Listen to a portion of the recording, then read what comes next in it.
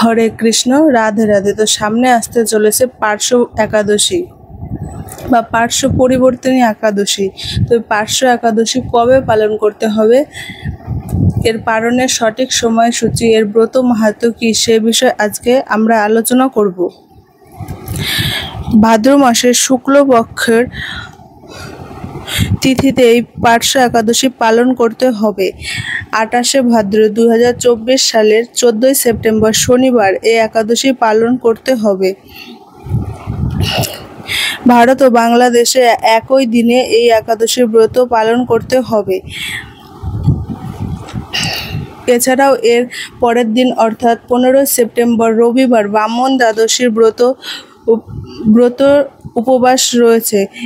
যারা যারা এই পার্শ্ব একাদশীর ব্রত সঠিকভাবে পালন করবেন তারা ব্রাহ্মণ দ্বাদশীর ব্রতের ফল লাভ করতে পারেন।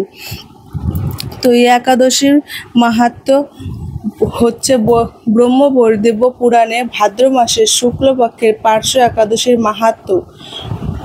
মহারাজ যুধিষ্ঠির শ্রীকৃষ্ণ সংবাদে এইরকমই বলা হয়েছে যে, যুধিষ্ঠির মহারাজ জিজ্ঞাসা করলেন, হে কৃষ্ণ, ভাদ্র মাসের শুক্লপক্ষের একাদশীর নাম কি, এই ব্রত পালনের বিধি কি এবং এই ব্রত পালনের কি পূর্ণ লাভ হয়, সে বিষয়ে আমাকে বলুন, আমি তা শুনতে অত্যন্ত আগ্রহী।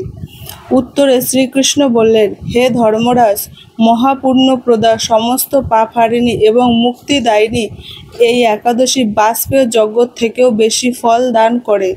যে ব্যক্তি এই তিথিতে ভক্তি সহকারে ভগবান বামনদেবের পূজা করেন তিনি ত্রিলোক পূজিত হন। পদ্ম ফুলে পদ্মলোচন শ্রী বিষ্ণুর অর্চনকারী বিষ্ণুলোক প্রাপ্ত হন।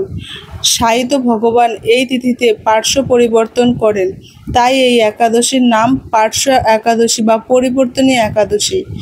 মহারাজ যুধিষ্ঠির বললেন, হে জনার্দন, আপনার এ সকল কথা শুনেও আমার সন্দেহ পূর্ণরূপে দূর হয়নি।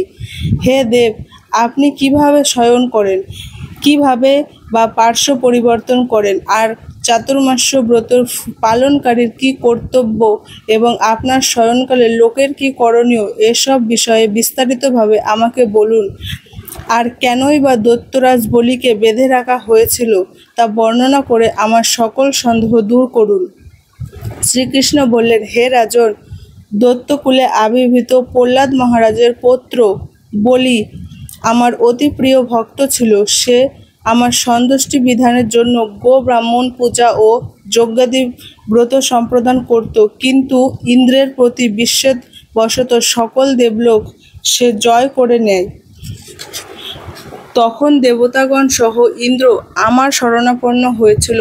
তাদের প্রার্থনায় আমি ব্রাহ্মণ বালক বেশে ব্রাহ্মণ রূপে বলি মহারাজের যজ্ঞস্থলে উপস্থিত হলাম। তার কাছে আমি ত্রিপাদ ভূমি মাত্র প্রার্থনা করেছিলাম। সেই তুচ্ছ বস্তু থেকেও আরও শ্রেষ্ঠ কিছু আমাকে সে দিতে চাইলে আমি কেবল ত্রিপাদ ভূমি গ্রহণে স্থির থাকলাম।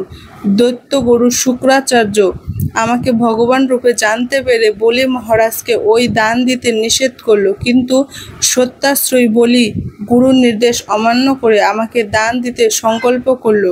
তখন আমি এক পদের নিচের সপ্তলোক আর এক পদে ওপরের সপ্তভুবন অধিকার করে নিলাম। পুনরায় তৃতীয় পদের স্থান চাইলে সে তার মাথা পেতে দিল। আমি তার মস্তকে তৃতীয় পদ স্থাপন করলাম।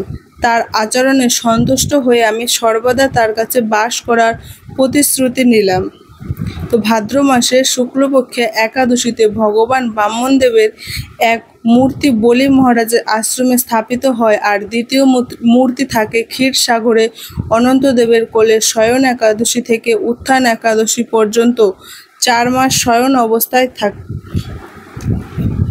এই 4 মাস যে ব্যক্তি নির্দিষ্ট নিয়ম ব্রত ও জপ তপ ব্যতীত দিন যাপন করে সেই মর্মাহত জীবিত থাকলেও তাকে মৃত বলে জানতে হবে। শ্রাবণ মাসে শাক, ভাদ্র মাসে দই, আশ্বিনে দুধ, কার্তিক মাসে মাসকলাই বর্জন করে এই 4 মাস শ্রীকৃষ্ণের আরাধনা করতে হয়। প্রতিটি একাদশী ব্রত যথাযথভাবে পালন করতে হয়। সাহিত্য ভগবান পার্শ্ব পরিবর্তন করেন বলে এই একাদশী মহাপুণ্য ও সকল অভীষ্ট প্রদাতা। এই একাদশী ব্রত পালনে 100 অশ্বমেধ যজ্ঞের ফল লাভ হয়। যে ব্যক্তি বা যে রাজা এই 108টি অশ্বমেধ যজ্ঞ সঠিকভাবে পালন করতে পারেন সে স্বয়ং স্বর্গের ইন্দ্রদেবের স্থান লাভপ্রাপ্ত হয়।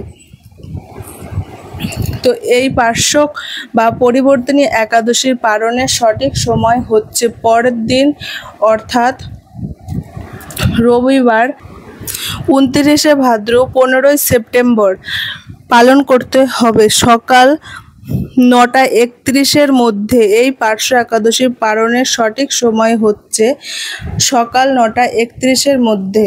সমস্ত জায়গায় পালনের সঠিক সময় হচ্ছে সকাল 9:31-এর মধ্যে।